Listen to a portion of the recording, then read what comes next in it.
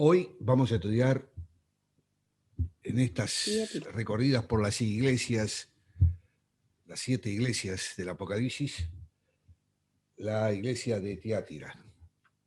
Pero, como hacemos siempre, le vamos a pedir que algún hermano nos haga un pequeño resumen o lo que más puedan destacar del estudio que hicimos la semana pasada de la iglesia de Pérgamo. Algún detalle que quieran destacar precisamente de la iglesia de Pérgamo. Habíamos estudiado a Esmirna y a Éfeso. El jueves pasado hablamos de la iglesia de Pérgamo, ¿cierto? Exacto. Bueno, la iglesia de Pérgamo su nombre deriva del Pergamum, que significa fortaleza, y que está situada a 80 kilómetros al norte de Esmirna y a 32 kilómetros del mar Egeo. Es una ciudad que fue edificada en un monte, en la forma de cono. Lo otro que también que Pérgamo tenía, no era el centro comercial más grande, porque esa la tenía Atenas, y lo importante es que él tenía un centro cultural que era mucho mejor que Atenas y Éfeso, y una biblioteca muy importante donde habían muchos libros, 200.000 pergaminos que hablaban porque era tan importante esa biblioteca. Lo otro que Pérgamo también se refería a los pergaminos, venía de la palabra de los pergaminos. Exacto. Lo otro que también es que era una ciudad donde eran muy idólatras. Tenían muchos altares en las partes altas donde se adoraba a, a dioses, animales. Al que más adoraban, el que era más importante era Zeus, después venía Atena, después venía Dionisio, después Esculapio, dioses que la gente idolatraba y iban y hacían sacrificios, y siempre, todos los días había muchos sacrificios y se veía el humo en las alturas, porque todos esos taras estaban en un monte alto, así que eso podíamos ver de Pérgamo. Y lo otro que el Señor los reconoce de que ellos no han dado a Jesús, no han llegado, no han. Y lo otro que retuvieron lo que se les enseñó. Pero eso sí que Jesús les dice que ellos han estado con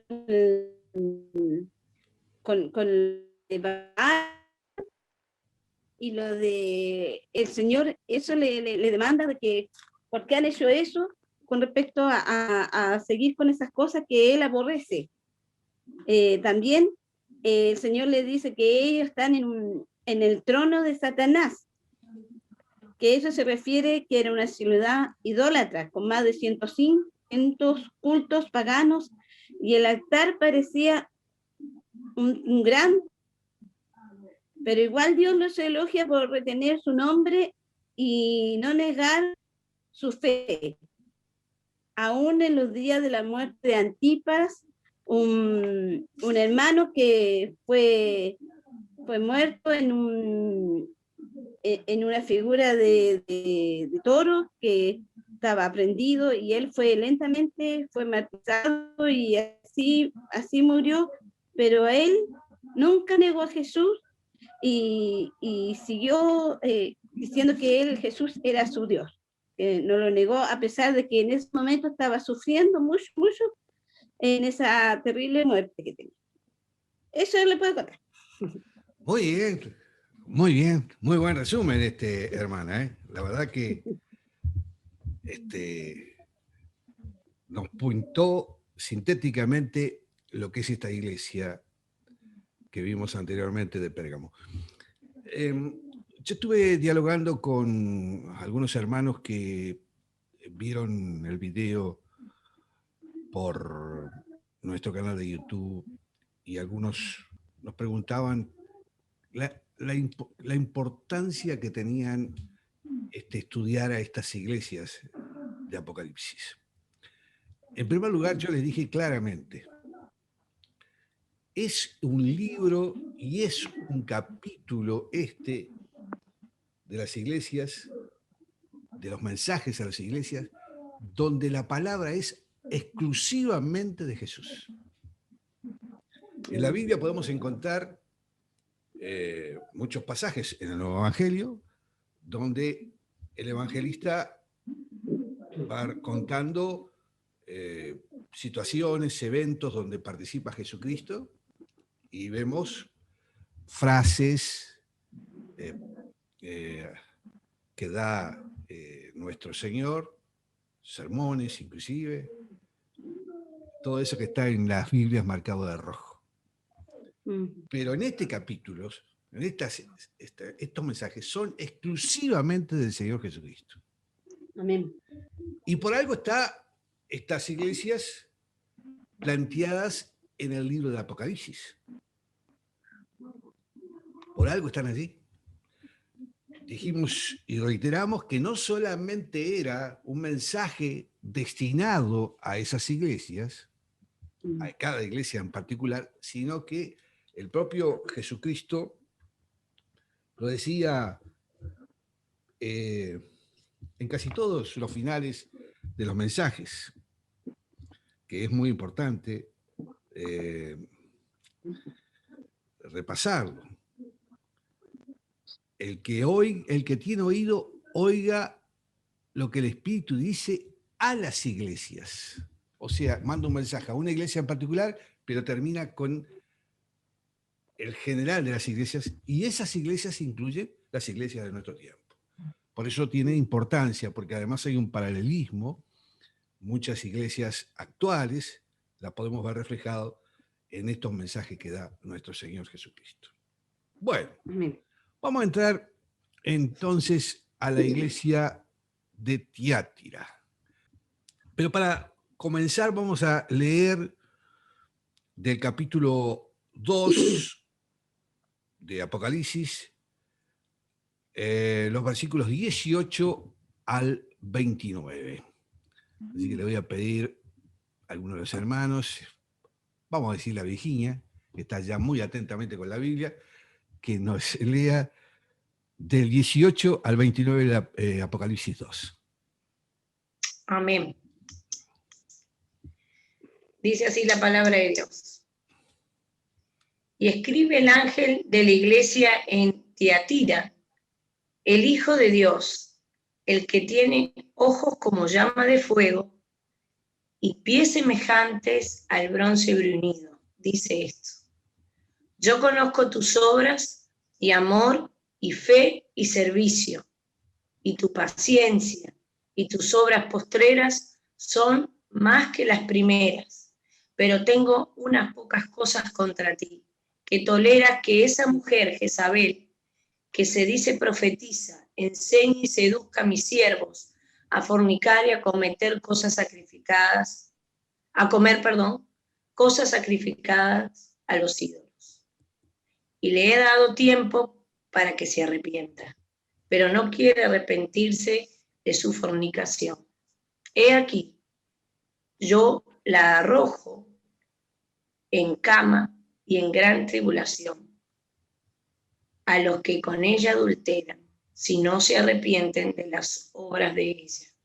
Y a sus hijos heriré de muerte, y todas las iglesias sabrán que yo soy el que escudriña la mente y el corazón, y os daré a cada uno según vuestras obras.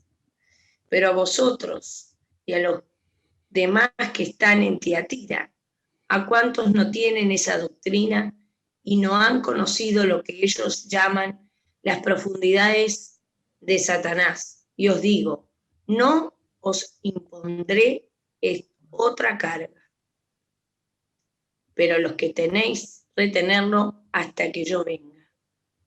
Al que venciere y guardare mis obras hasta el fin, yo le daré autoridad sobre las naciones, y las regirá con vara de hierro, y serán quebradas como vaso de alfarero, como yo también la he recibido de mi Padre. Y le daré la estrella de la mañana. El que tiene oído oiga lo que el Espíritu dice a las iglesias. Muy bien, muchas gracias, hermana. Bueno, a través de cada una de las cartas que el Señor envió a las 7 iglesias en Asia, podemos ver que todas ellas eran diferentes. Hasta ahora hemos visto que la iglesia de Éfeso mantenía la pureza doctrinal, pero habían dejado su primer amor. Por su parte, la iglesia de Esmirna se tenía que preparar para la tribulación y el sufrimiento, y la iglesia de Pérgamo había aceptado en su seno diferentes prácticas pecaminosas que ofendían al Señor. Ahora vamos a estudiar este mensaje a la iglesia de Tiátira y vamos a ver que aunque tenía algunas cosas que el Señor alababa, sin embargo estaban haciendo componendas con el mundo que desagradaban a nuestro Dios. De las 7 ciudades a las que se dirige las cartas, Tiátira era la más pequeña de todas, aunque se le dirige la carta más larga. Estaba construida en una zona llana, por lo que no había fortificaciones importantes, ni tampoco una acrópolis. Su importancia fundamental radicaba en su posición estratégica que unía las rutas comerciales entre varias ciudades.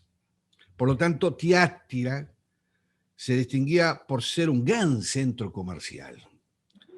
De hecho, en ella se han encontrado inscripciones que mencionan numerosas corporaciones, como, por ejemplo, de la lana, del lino, de fabricantes de ropa, de tintoreros, de talabarteros, de curtidores, de alfareros, de panaderos, traficantes de esclavos, forjadores de bronce.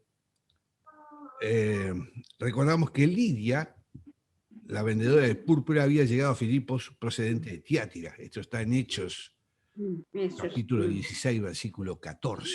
Ahí podemos ver. Bueno, al estudiar esta carta, notaremos que no se dice que hubiera persecución contra los cristianos en aquella ciudad. En el versículo 18 dice, y escribe al ángel de la iglesia de Tiátira, el Hijo de Dios, el que tiene ojos como llama de fuego y pies semejantes al bronce bruñido. Dice ese versículo. Obviamente, el remitente es el Hijo de Dios, ¿no? Es nuestro Señor Jesucristo. Pero como ya hemos visto en cartas anteriores, en cada una se presenta señalando algunas características muy especiales de su persona, que está apropiada a cada caso particular de cada iglesia a la que se dirige. En esta ocasión nos sorprenden los términos especialmente que usa. Primero, el Hijo de Dios. Esta expresión constituye una clara afirmación de la deidad de Cristo.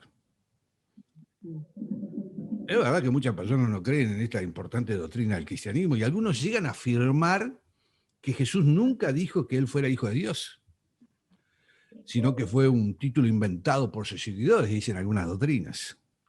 Pero aquí tenemos un claro ejemplo de que no fue así. Esto es claramente, el que dice el Hijo de Dios es el propio Jesucristo. Es clarísimo. Ve la importancia porque es la palabra de Jesucristo. No, lo dijo el apóstol tal, lo dijo Jesucristo. Se lo dijo al apóstol Juan y se lo dijo a esta iglesia. Bueno, en fin, en los evangelios podemos encontrar numerosas ocasiones en que repitió lo mismo también. De hecho, la razón por la que el Sanedrín lo condenó a muerte fue precisamente por afirmar que era el Hijo de Dios. Eso está en Mateo 26, allí en los versículos del 63 al 66. Y también está en Juan, en el capítulo 19, versículo 7. Pudiera ser que la razón por la que el Señor escogió este título al dirigirse a la iglesia de Tiatira fuera porque allí había algunos que negaban su divinidad. En la enseñanza o porque en su comportamiento estaban comprometiendo esta importante verdad. Lo cierto es que lo dice claramente nuestro Señor Jesucristo. La expresión, fíjense en ustedes, el que tiene ojos como llama de fuego. Esto lleva a pensar en la capacidad que el Señor tiene para penetrar en los secretos más escondidos del corazón humano. Sus ojos pueden leer los motivos y los pensamientos más íntimos de todos los hombres. Delante de Él estamos completamente desnudos, no sirve nada de aparentar porque Él nos ve tal como realmente somos. Todo lo que nosotros sabemos de nosotros, lo sabemos nosotros y lo sabe Jesucristo. Además, notamos allí que sus ojos son como llama de fuego, lo que nos recuerda su ira ardiente contra el pecado. Clarísimo ahí la afirmación.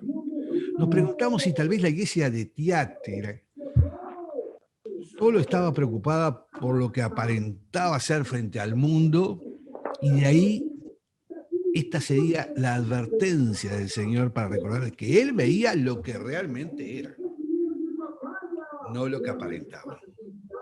Después está la expresión y pies semejantes al bronce bruñido. Bueno, se refiere a sus pies, una imagen ligada también con el juicio de Dios. Vamos a pedirle a la hermana Uda que lea el Salmo 110, el versículo 1 del Salmo 110, para ver esta imagen ligada también con el juicio de Dios.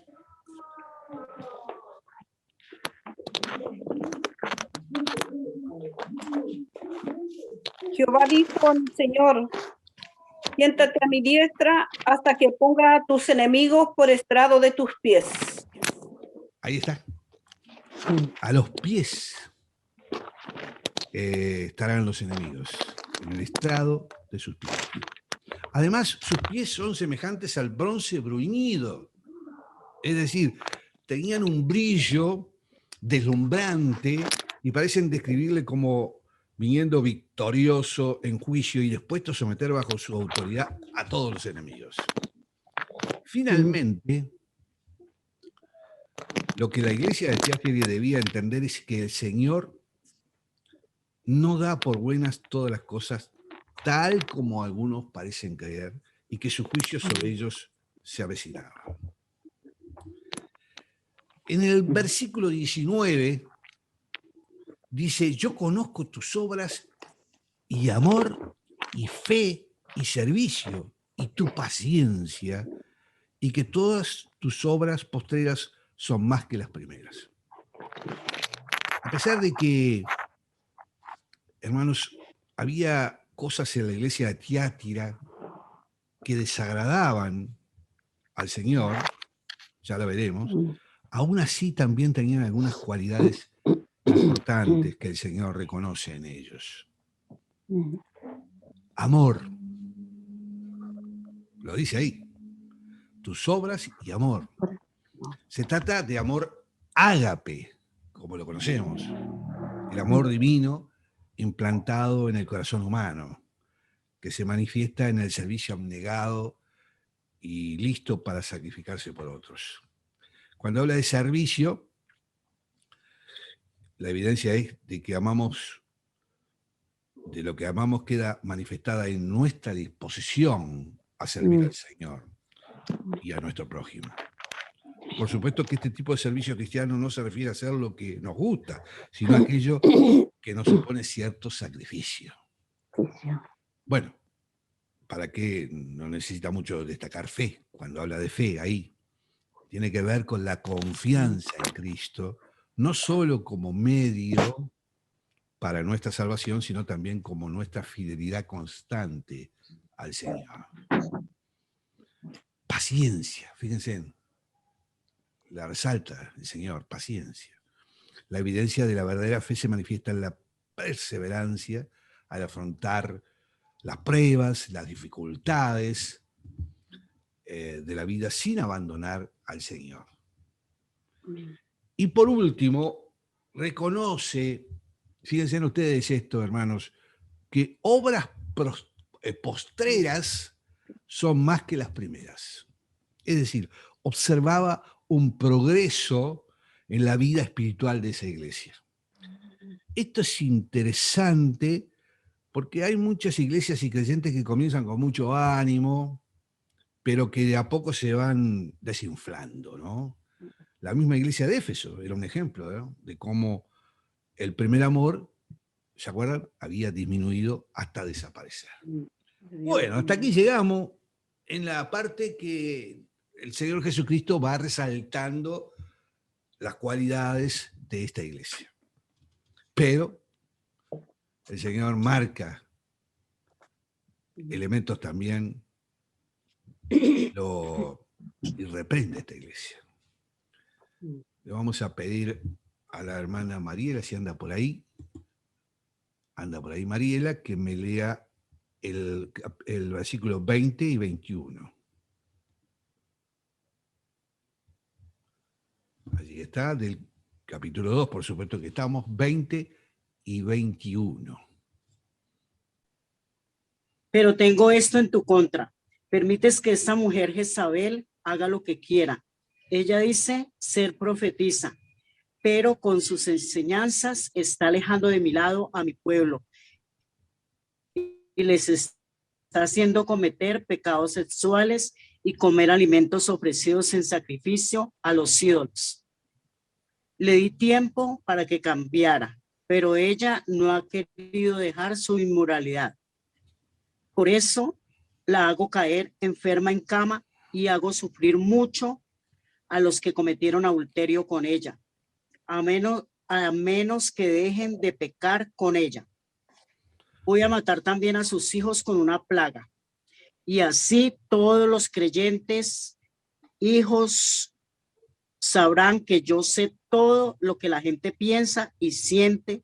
A cada uno de ustedes le pagará según lo que haya hecho.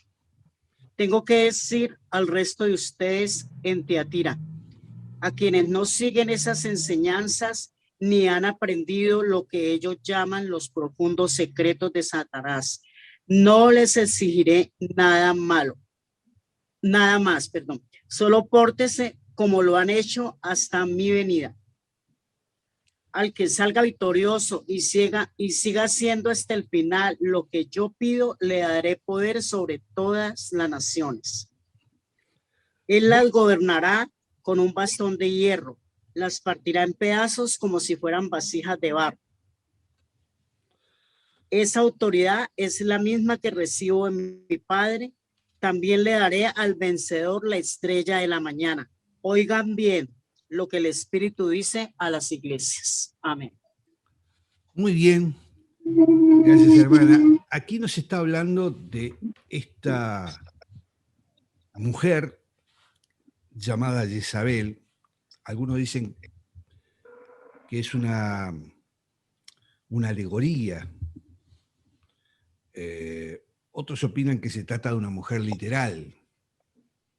La esposa, inclusive, algunos dicen que era la esposa del pastor de Tiatira. Entonces habla de que es a la iglesia que toleras que esa mujer, que se dice profetiza, enseñe.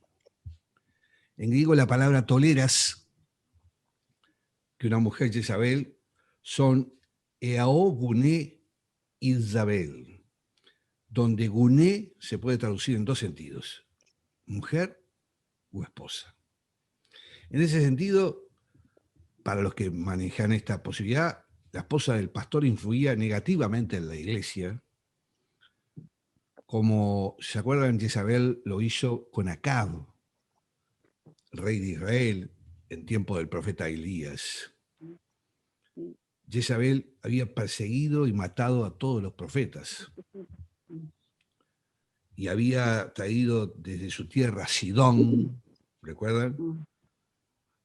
A sus profetas de Baal y de Asera.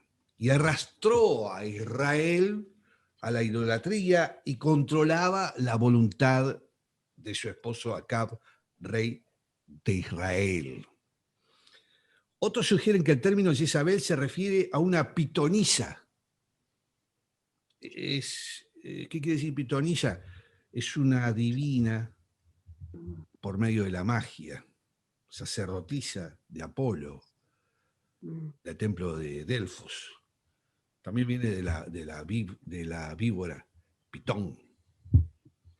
Bueno,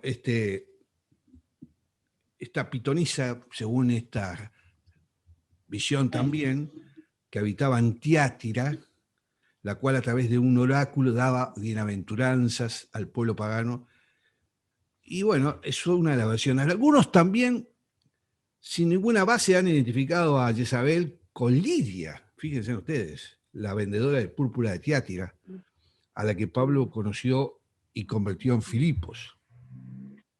Y finalmente otros piensan que no era la esposa del pastor, pero sí era una mujer literalmente que, al igual de Jezabel del Antiguo Testamento, influenciaba a la iglesia y desagradaba a Dios. Jesucristo acusa a esta mujer de dos cosas. La primera era que la iglesia toleraba estas enseñanzas perversas de esta mujer, que se decía profetisa. El hecho de que se hiciera llamar profetisa implicaba que afirmaba que sus enseñanzas tenían autoridad divina. En el Antiguo Testamento,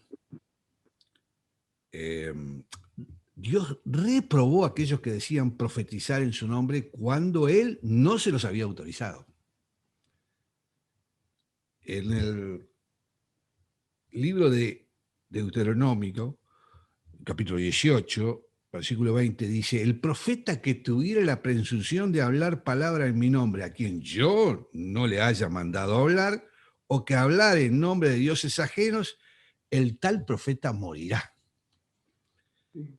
El pecado de esta Jezabel consistía en enseñar, bajo la supuesta autoridad de Dios, aspectos desagradables a su palabra. En la Biblia, el Señor nos exhorta a examinar toda enseñanza con el fin de comprobar que está de acuerdo con la verdad.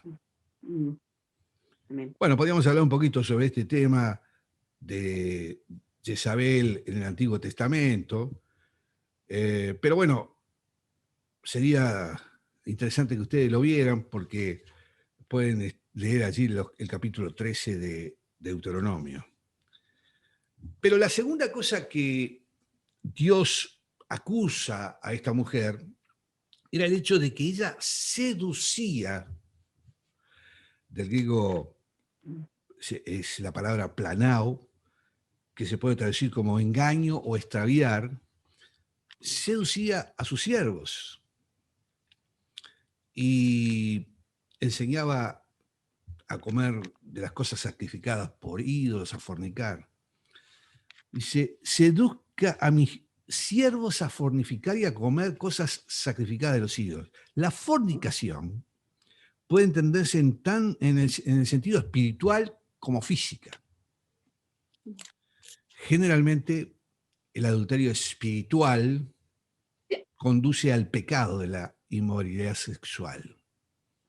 En los tiempos de Elías, Jezabel había seducido a Israel a fornicar con sus dioses y sus falsos profetas en este error, y por esta razón Elías los desafió a congregarse en el monte de Carmelo. Bueno, esa es un pasaje muy interesante.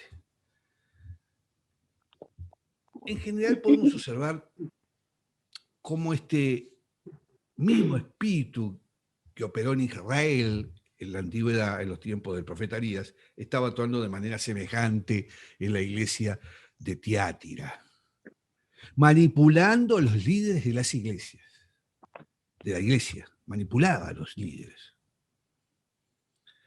introduciendo sus enseñanzas diabólicas, haciéndose pasar por una profetisa y provocando que los creyentes comenzaran a realizar sacrificios a los ídolos. En cuanto a este último aspecto de comer de los sacrificados de los ídolos, Pablo lo toca muy bien en su primera carta de los Corintios. Vamos a ver si alguien me lee primera carta de Corintios, capítulo 8, de los versículos 4 al 6.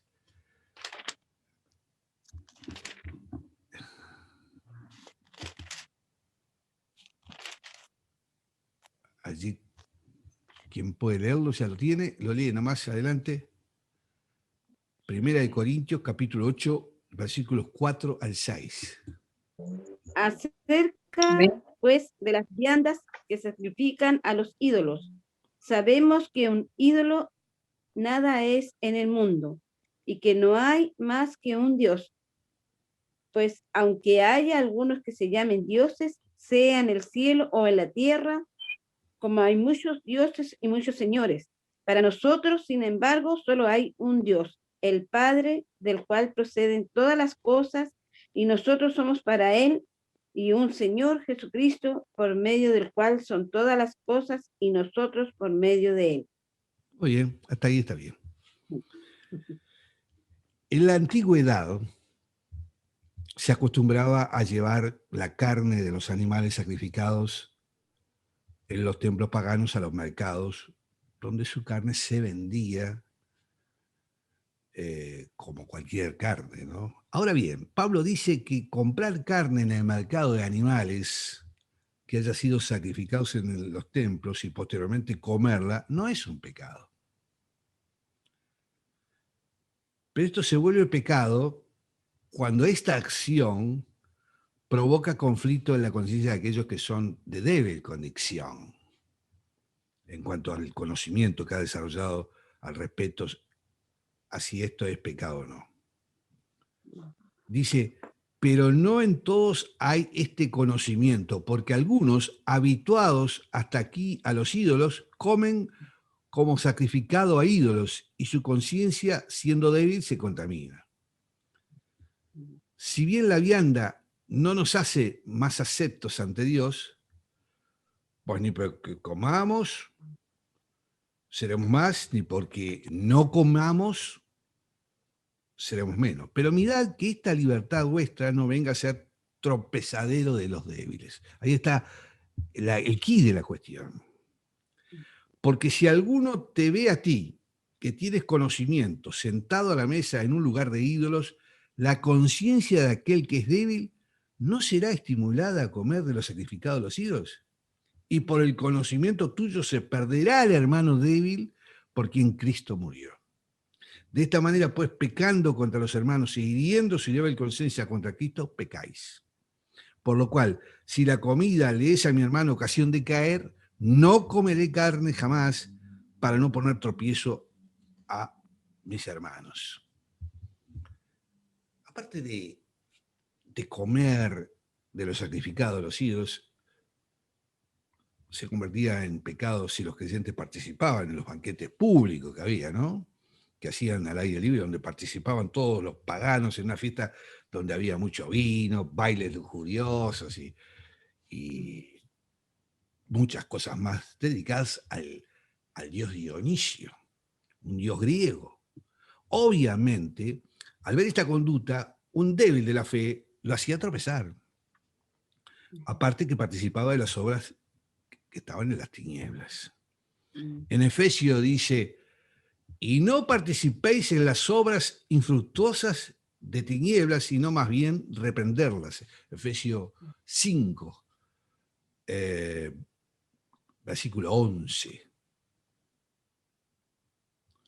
aunque Pablo afirma que un ídolo no es nada en el mundo y que no hay más que un Dios, eso lo dice en 1 Corintios, también dice que los gentiles, lo que los gentiles sacrifican a los demonios, los sacrifica. Por tanto, no es de dudar que Jezabel estuviera seduciendo a los cristianos a que participaban en estas ceremonias paganas, a comer esas cosas sacrificadas de los ídolos. En cuanto a este asunto, Pablo desarrolla ciertos principios que nos pueden ayudar a desarrollar convicciones en cuanto a participar de ciertas cosas del mundo que se practican hoy día, como por ejemplo, hermanos, piensen ustedes, participar de ciertas fiestas de origen pagano y actividades pecaminosas. Y es así donde nos dice, ante esas prácticas, que debemos evaluar determinadas cosas. Hay muchas fiestas paganas que la gente participa. Hay una que es mundial, acá en Uruguay, está muy arraigada. Justito la pandemia parece que la cortó, aunque el lunes comienza, que es el carnaval. Carnaval significa carne para val. ¿Y cuántos festejan, viven, participan del carnaval en el mundo? Acá en Uruguay es muy grande. Ahora, acá se ha dejado de decir Semana Santa, se dice Semana de Carnaval. Esa es una participación hoy día de una fiesta pagana. Hablábamos de lo que era la fiesta pagana que se desarrolla como Navidad, que es una fiesta pagana, adaptada por la Iglesia Católica en diciembre. Entonces, hay que preguntarse, ¿es bueno para mí eso? ¿Añadirá esto una mejor calidad de vida? Todas las cosas me son lícitas, mas no todas convienen. Todas las cosas me son lícitas, mas yo no me dejaré dominar de ninguna. Eso está en Corintios, capítulo 6, versículo 12. Otra cuestión a tener en cuenta, el control. Hay que preguntarnos, ¿me controlará eso o disminuirá el control que Cristo tiene sobre mí? Todas las cosas me son lícitas, mas no todas me convienen. Todas las cosas me son lícitas, mas yo no me dejaré dominar de ninguna. Hablando del carnaval, la gente entra en el carnaval y una fiesta y está mezclado con el alcohol, luego se desarrolla toda una serie de ceremonias que la gente participa como algo normal. Hasta lo promueve el Estado, los municipios. Otras preguntas que nos tendremos que hacer sobre este tema, de participar en esas fiestas paganas. ¿Se puede justificar, Cristo puede justificar esta actividad? ¿Es propia de Cristo? ¿O ignorás que nuestro cuerpo es el templo del Espíritu Santo, el cual está en nosotros? Lo dice claramente en 1 Corintios Pablo, capítulo 6, dice,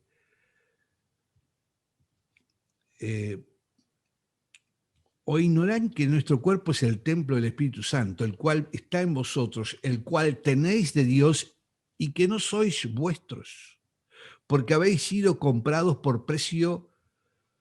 Y glorificad pues a Dios en vuestro cuerpo y en vuestro espíritu, los cuales son de Dios. Influencia también, tener en cuenta. ¿podría esta acción de participar de estas fiestas paganas influir negativamente en alguno de mis hermanos en Cristo? O peor aún, hacerlos tropezar. Tenemos que tenerlo en cuenta eso. En el mismo capítulo 8 de Primera de Corintios, en el versículo 9 al 13, dice Pablo, pero mirad que esta libertad vuestra no venga a ser tropezadero para los débiles. Porque si alguno te ve a ti, que tienes conocimiento, sentado a la mesa en un lugar de ídolos, la conciencia de aquel que es débil no será estimulada a comer lo sacrificado a los ídolos. Y testimonio, otro elemento importante, testimonio. Ahora tenemos que considerar cómo afectará esta actividad en mi testimonio. Si yo soy un hombre de Cristo y participo del carnaval, porque pusimos el ejemplo del carnaval, pero puede haber muchas otras ceremonias paganas, ¿ese es un buen testimonio para un hombre de Cristo? En fin, hablando de Jezabel, el tema puede ser, que voy a poner ahora, puede ser polémico, ¿no? O puede ser, pero lo vamos a analizar si les parece bien a ustedes, y le pido si alguien quiere hacer alguna acotación o plantear alguna reflexión sobre lo que vamos a comentar ahora, a propósito de Jezabel, que lo manifieste, que le doy la intervención para así intercambiar. Recuerden que esto, mucho más que una clase, es una especie de taller, pero es importante si alguien quiere hacer una acotación. Decíamos que una de las principales dirigentes de la iglesia era Jezabel. En primer lugar, el que una mujer enseñara o ejerciera dominio sobre el hombre o liderazgo en la iglesia, ya era algo que el Señor desaprobaba. Vamos a ver en Primera de Timoteo, capítulo 2, versículo 12, lo que dice. Esto es textual. Porque no permito a la mujer enseñar ni ejercer dominio sobre el hombre, sino estar en silencio.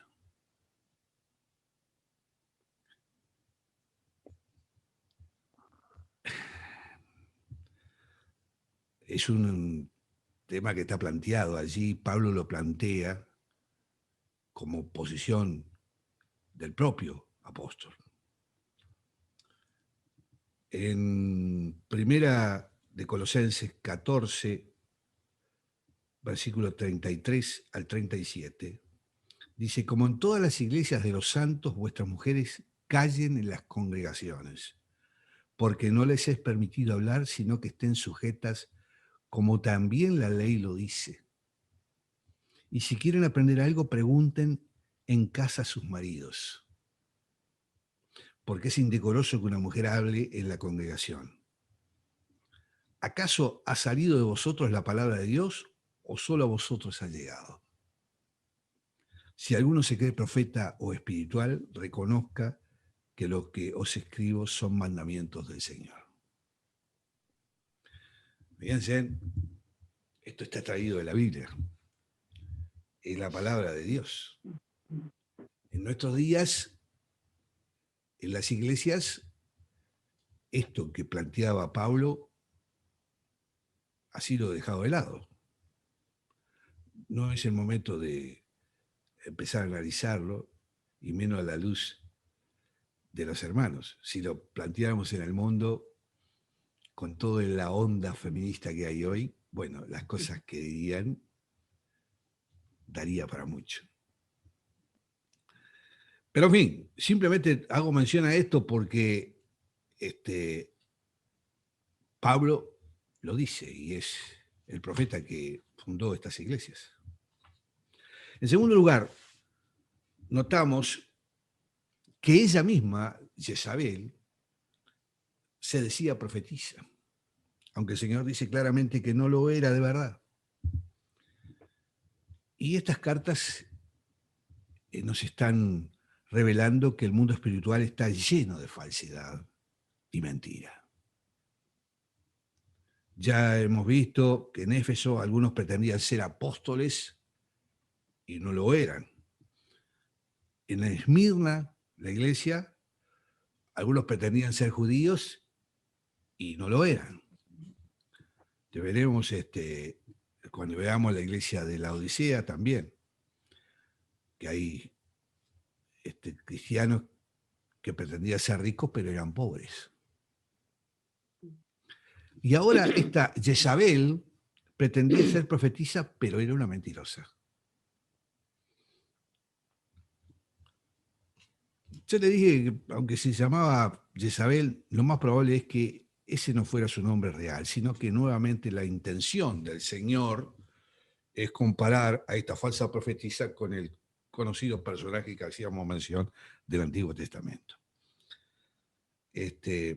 No voy a volver a la historia, pero es un personaje nefasto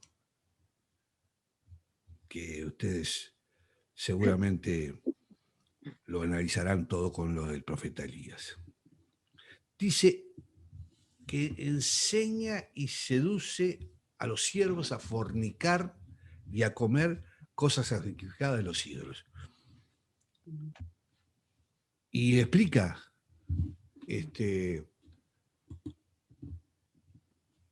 cuáles eran sus métodos. Lo más probable es que no se trate aquí de la seducción sexual, sino que les estaba engañando en cuanto a la fidelidad a Dios, para que cometieran fornicación espiritual. Podemos imaginar que los cristianos de Tiatira tendrían grandes dificultades para formar parte de las poderosas corporaciones comerciales que existían allí de artesanos de la ciudad. Recordemos que ser miembro de esas organizaciones requería asistir a los banquetes organizados por las mismas, lo que implicaba participar de ciertos cultos paganos en honor a la deidad protectora que tenía cada uno de esas corporaciones, y a comer después la carne que antes les había sido ofrecida. Además, esas comidas generaban frecuentemente, sí, el libertinaje sexual, lo que aún agravaba más el problema. ¿Qué harían los cristianos en esta situación? Si no transigían, lo más seguro es que quedaran privados de trabajo. Y parece que Jezabel estaba persuadiendo a los miembros de la iglesia a participar de este tipo de celebraciones. Si fuera así, evidentemente, la iglesia de Tiatira habría sacrificado ciertos principios espirituales a cambio de obtener beneficios económicos y sociales, lo que finalmente habría llevado a la iglesia a la relegación moral. Vengamos a nuestro tiempo. ¿Cuántas iglesias que se dicen cristianas hoy destruyen totalmente lo que es la doctrina cristiana en pos del dinero, de la fama? Está toda la corriente de la iglesia de la prosperidad y todas sus teorías. ¿Cuántos han sido engañados y son engañados? Llenan sus templos, recaudan fabulosas ofrendas de dinero. Hoy día, como en aquel tiempo, cómo poco a poco van ingresando en determinadas iglesias y van penetrando y carcomiendo desde adentro. En fin, ¿hasta dónde se puede aceptar y adoptar las prácticas del mundo en los negocios, el trabajo, la familia, los estudios? Algunos cristianos en nuestros días se comportan como si pensaran que los negocios, la vida social, la política, las diversiones, no tienen nada que ver con mi fe cristiana. Una cosa es la iglesia y otra cosa que yo sea político, empresario, lo que sea. Como que el ser humano se divide. Se es cristiano cuando está en el templo, sale del templo y ahora somos del mundo. Es todo eso que está planteado por la doctrina, la fe en Cristo y todo eso se acaba cuando empieza el mundo. Pero cada creyente tendrá que preguntarse hasta qué punto su participación en la sociedad compromete alguno de los principios cristianos. Ese debe ser el límite del que no debemos pasar. Y no olvidemos la advertencia de Dios. Mire la advertencia. Salomé, léame Santiago capítulo 4, versículo 4.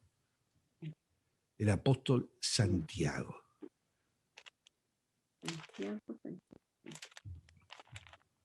Esta es una advertencia. ¿4? Capítulo 4, versículo 4. Ya. Amén. Oh, almas adúlteras, ¿no sabéis que la amistad del mundo es enemistad contra Dios? Cualquiera, pues, que quiera ser amigo del mundo, se constituye enemigo de Dios. Concreto y específico. A la No, vez no, digo yo. soy de tal partido político. Y lo digo con propiedad porque a mí me ha sucedido hasta que comprendí y Dios me hizo comprender.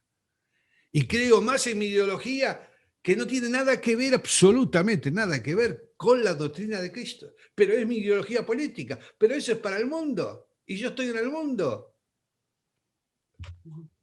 Es importante esto, ¿no? Pero no solo la participación de la iglesia en el mundo era un problema de hecho. Lo que el Señor reprende es que esto se estaba enseñando desde el mismo púlpito. ¿Y cuántos pastores, predicadores, maestros o lo que sea, utilizan el púlpito y dan enseñanzas que no tienen absolutamente nada que ver con la doctrina de Cristo, con la sana doctrina, que ahí está el centro fundamental, la sana doctrina, que son polos opuestos, que son contradictorias. La iglesia había permitido que personas no creyentes tuvieran posiciones de responsabilidad y que además enseñasen en la congregación. Y entonces la iglesia era responsable de eso.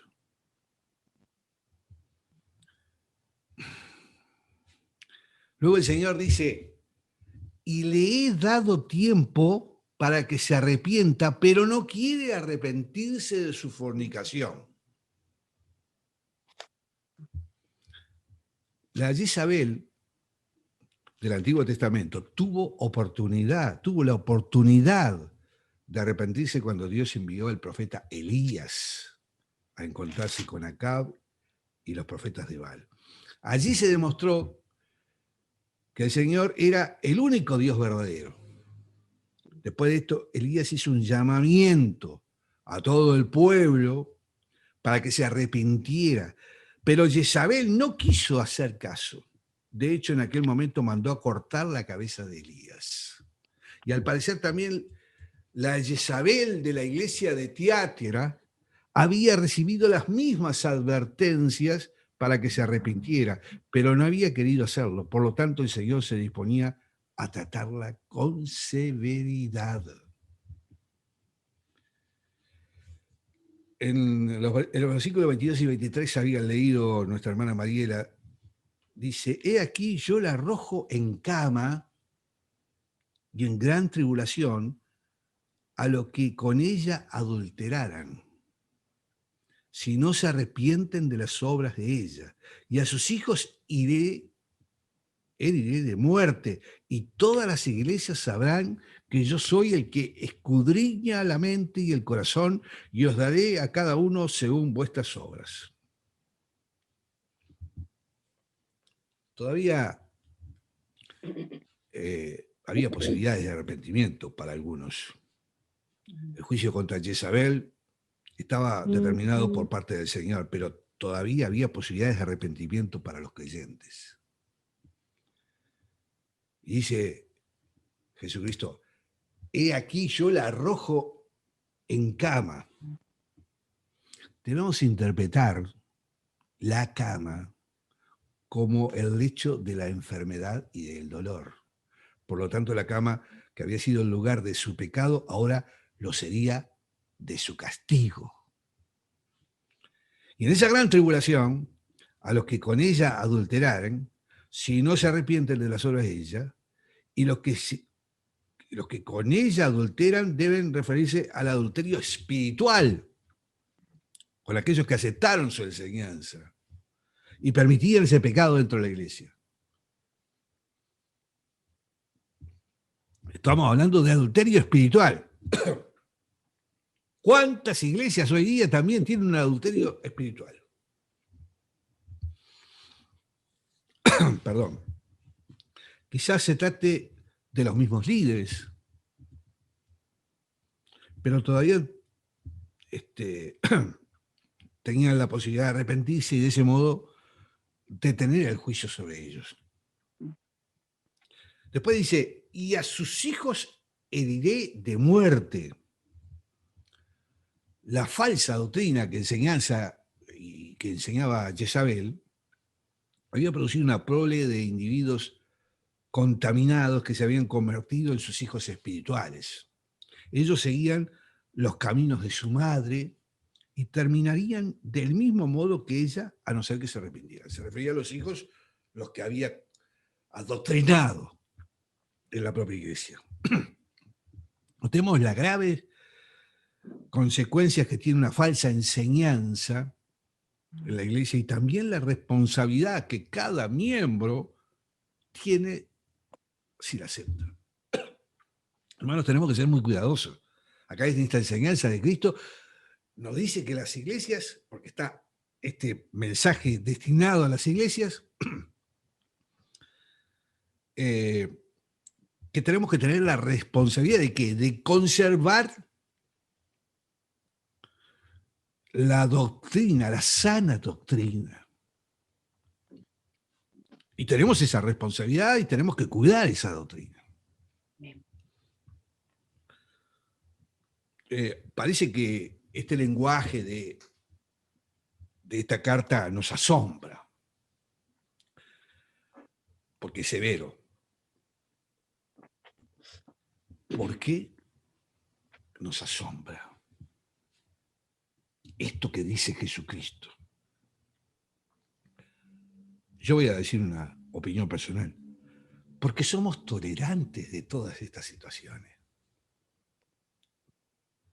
Somos tolerantes. Y entonces nos asombra lo que Jesucristo nos está diciendo, esta palabra de Dios. Después de juzgar a la iglesia de Tiatira, todas las demás iglesias serían advertidas del mal de tolerar el pecado. Dice Jesucristo, y todas las iglesias sabrán que yo soy el que escudriña la mente y el corazón. Además, cuando el juicio y la disciplina, hermanos, se aplica a la iglesia, ésta se purifica, fortalece y recibe una ayuda. Las personas comienzan a tomar conciencia del pecado y tienen más cuidado en dejarse arrastrar por las malas costumbres de la sociedad que nos rodea. Por otro lado, debían entender también que no puede haber nada que quede oculto ante la penetrante mirada de nuestro Señor Jesucristo. Finalmente, el Señor dice, y os daré a cada uno según vuestras obras. Aquí encontramos un eco de las palabras del profeta Jeremías. Le voy a pedir a la hermana Uda que vaya al libro de Jeremías, capítulo 17. Capítulo 17. No sé si está Uda por ahí. No la veo.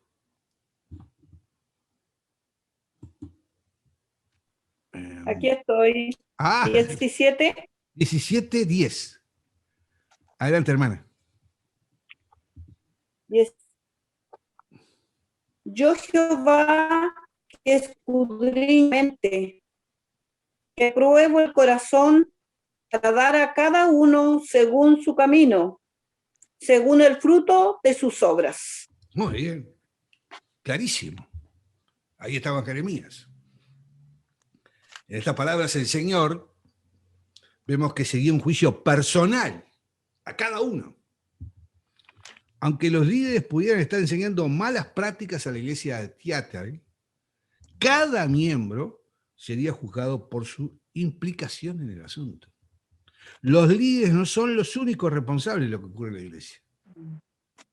También los miembros tienen que observar si esos líderes están llevando la sana doctrina. Vamos a una exhortación. En el versículo 24 y 25 dice, pero a vosotros y los demás que están en Tiatira, a cuantos no tienen esa doctrina y no han conocido lo que ellos llaman las profundidades de Satanás, yo os digo, no os impondré otra carga, por lo que tenéis retenerlo hasta que yo venga. Y la exhortación se dirige al resto fiel. Dice, y ahí ahora un mensaje para los creyentes fieles también, que lo sabían en Tiatira, aquellos que no se habían descarriado como consecuencia de la mala enseñanza. Dice, pero vosotros y los demás que están en Tiatira, en cuanto no tienen esa doctrina. Estos creyentes se encontraban en medio de una iglesia claramente mundana que aceptaba el pecado. Esta situación era triste, ya que creaba una división en la iglesia. Notamos también que a Tiatira, como en todas las iglesias, siempre hay una mezcla de verdaderos creyentes y de falsos creyentes, de creyentes espirituales y de creyentes carnales. Finalmente, en cuanto a la doctrina que enseñaba Jezabel, está claro, hermanos, que provenía del mismo Satanás. Y no han, dice el Señor, y no han conocido lo que ellos llaman las profundidades de Satanás. Detrás de la fachada de esta mujer se escondía toda la maldad diabólica de Satanás. Y aunque pudiera parecer que participaban de esos actos paganos, era algo intrascendente, para el Señor implica adentrarse en el oscuro mundo de Satanás. Parece que para dar cierto aire de misterio y superioridad a esas doctrinas, las presentaban como un conocimiento superior reservado exclusivamente para algunos elegidos o iniciados. Pero entrar en las profundidades de Satanás siempre es muy peligroso. Y es ingenuo pensar que se puede salir de ahí ileso espiritualmente. Hoy vemos, hoy día, como en muchas iglesias llamadas cristianas, hay muchos que están vinculados a sectas secretas, donde el rito es satánico, y sin embargo participan de iglesias cristianas. Son sociedades secretas que vienen de la antigüedad y que hoy día se practican dentro de las iglesias. y van destruyendo y dividiendo a la iglesia de Cristo. Muchas personas sienten cierta fascinación por las cosas secretas, por los poderes espirituales superiores o incluso por el mundo de las tinieblas. Es un terreno prohibido para Dios, por Dios, y altamente peligroso. Hay que tener mucho cuidado en esto. Yo estoy haciendo un estudio profundo de este tema y seguramente en alguna ocasión vamos a tener ocasión de charlarlo y hablarlo. Bueno, hay una exhortación también para retener lo que tenían. Había que huir de aquellas enseñanzas y permanecer fieles a las prácticas cristianas que el Señor había alabado en un comienzo. El amor que tenía esta iglesia, el servicio y la paciencia. Dice Jesucristo, yo os digo, no os impondré otra carga, pero lo que tenéis, retenerlo hasta que yo venga. Esto lo tenían que guardar en vista del glorioso día cuando vuelva nuestro Señor. Y la promesa allí a los vencedores. Es una promesa maravillosa que tenemos que guardar en nuestro corazón. Es una promesa también para nosotros hoy día. Dice, al que venciere y guardare mis obras hasta el fin, yo le daré autoridad sobre las naciones y las regirá con vara de hierro y serán quebradas como vaso de alfarero, como yo también le he recibido de mi Padre y les daré la estrella de la mañana. El que tiene oído, que oiga lo que el Espíritu dice a las iglesias. Esto nos está diciendo nuestro Señor Jesucristo a nosotros hoy día. Al que venciere y guardara mis obras hasta el fin. Una vez que se ha señalado con claridad que las obras de ella, de esta pitonisa, son diabólicas, se exhorta a los verdaderos creyentes para que se aparten de ella. Por lo tanto, los que se apartan serán vencedores y serán aquellos creyentes a los que Dios exhorta a guardar mis obras hasta el fin. Un verdadero creyente no es el que hace concesiones al mundo y se adapta a él, sino aquel que se aparta y sigue fiel al Señor conforme a la voluntad revelada por su palabra. Y miren lo que dice Jesucristo. Hermano, esto es para encuadrarlo. Nos dará fuerza siempre. Yo le daré autoridad sobre las naciones y las regirá con vara de hierro y serán quebradas como vaso de alfarero, como yo también la he recibido de mi Padre. Seremos cogobernantes con nuestro Señor. Mire lo que nos está prometiendo nuestro Señor, hermanos. Tenemos que ser vencedores. A los vencedores, el Cristo glorificado les hace una promesa muy grande. Compartirá con ellos su autoridad en su gobierno terrenal. Esto es interesante notar que esto era algo que Dios Padre había dado a su Hijo, pero que ahora comparte con los suyos. En el Salmo 2, los versículos 8 y 9 dice, pídeme y te daré por herencia las naciones y como posesión tuya los confines de la tierra, los que quebrantarás con vara de hierro, como vasija de alfarero, los desmenuzarás. Maravilloso. ¿Qué promesa esta? De Jesucristo a los vencedores. A tener en cuenta esto, hermanos. Y por último, habla de la vara de hierro, ¿no?, con la que regirá las naciones. Nos transmite la idea de firmeza frente al mal, algo que ellos debían empezar a aprender en la situación actual y nosotros también, en la que se encontraban y nos encontramos. Si después quisiéramos compartir ese privilegio con el Señor. Y por último, se describe la suerte de las naciones impías. serán quebrantadas como vaso de alfarero. Es decir, un vaso de barro, ¿no? Que es hecho pedazos con facilidad. Así será cuando el Señor se presente de nuevo en el mundo para juzgarlo. Y finalmente dice, y le daré la estrella del mañana. Esta estrella de la mañana se refiere al mismo Señor Jesucristo. Esa estrella de la mañana es el mismo Señor Jesucristo. En el versículo 16 dice, yo, Jesús, he enviado a mi ángel para daros testimonio de estas cosas en las iglesias. Yo soy la raíz y el linaje de David, la estrella resplandeciente del mañana. ¿Qué más podemos pedir? Será la plena comunión con Él. Esa es la promesa mayor.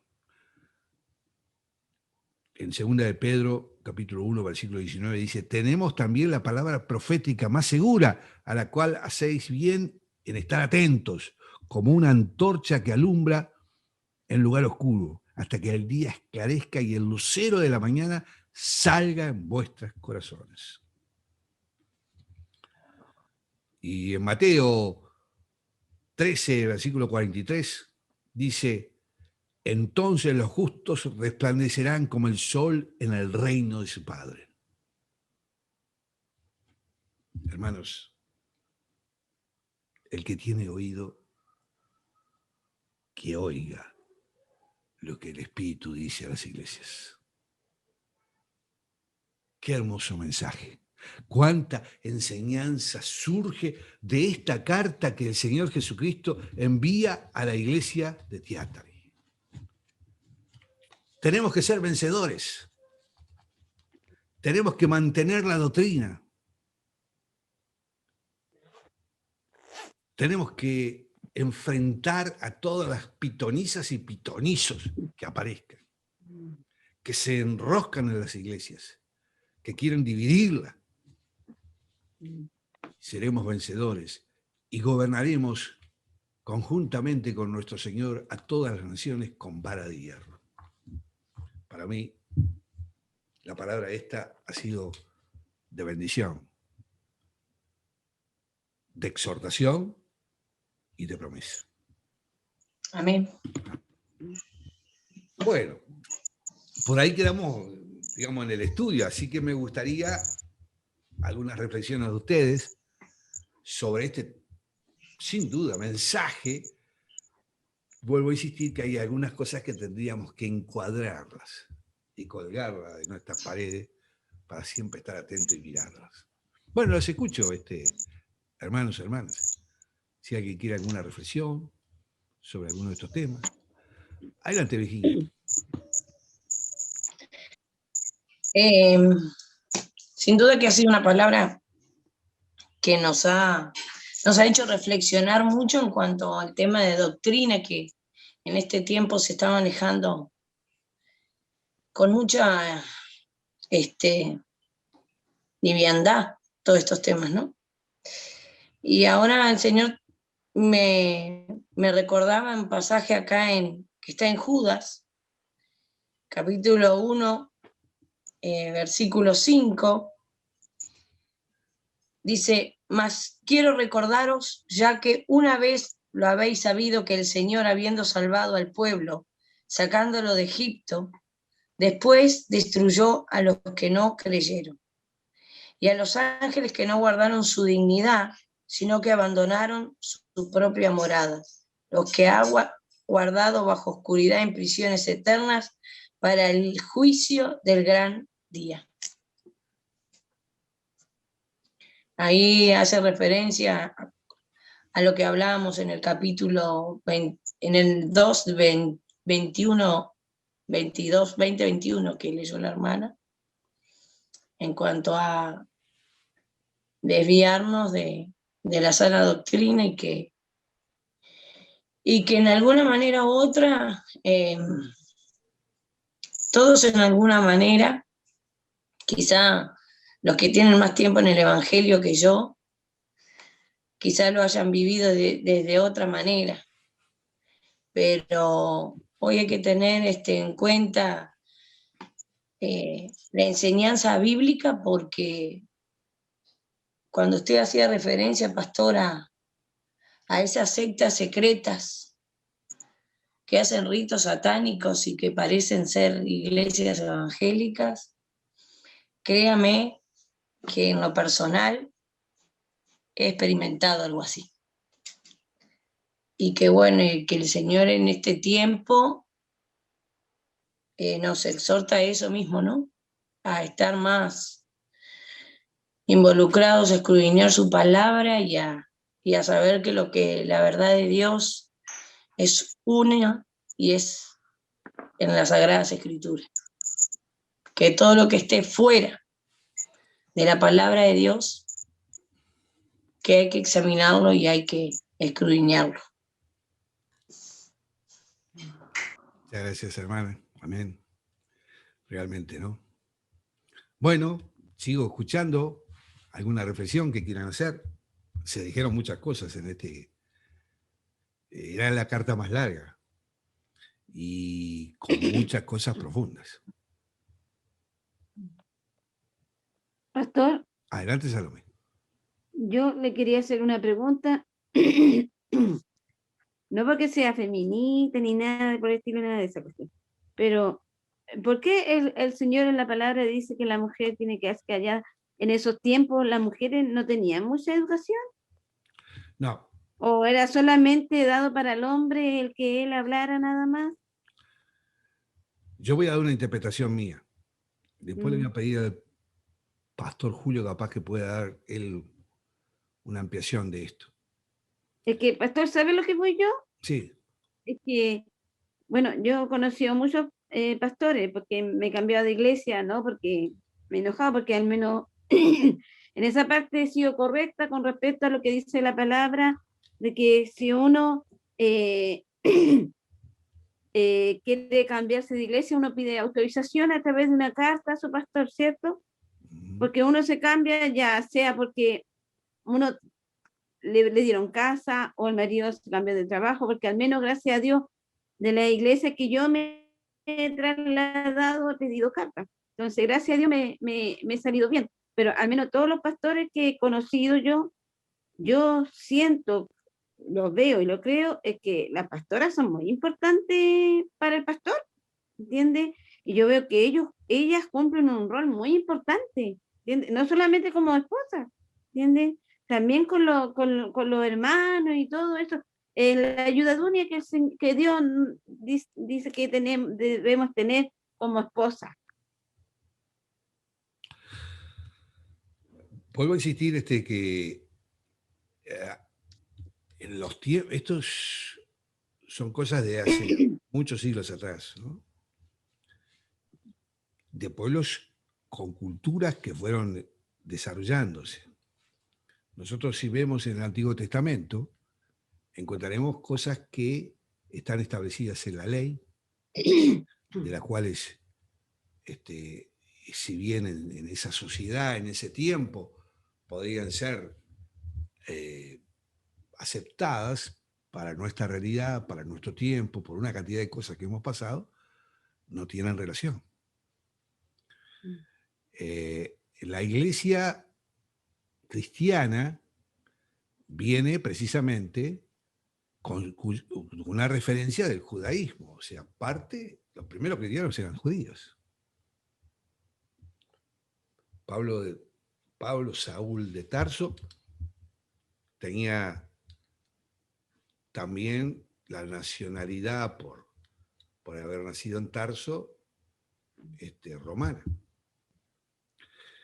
Pero era el único. Los otros eran todos judíos. Las tradiciones del pueblo judío, hasta hoy día son diferentes a las nuestras. La iglesia, a su vez, cristiana, fue evolucionando con miles de cosas, buenas y cosas malas. El relacionamiento de la sociedad en esos tiempos era diferente al relacionamiento que hoy día tenemos. Entonces, claro, tenemos que tener una perspectiva de análisis de las sociedades y las culturas. No obstante, acá en este caso de hecho se daba que había una mujer en una iglesia que era profetisa. Y en una iglesia que fundó el propio Pablo. Lo que pasa es que, bueno, este era un mal ejemplo. Este era un mal ejemplo. Y en muchas iglesias, hoy día, existen muchas Jezabel.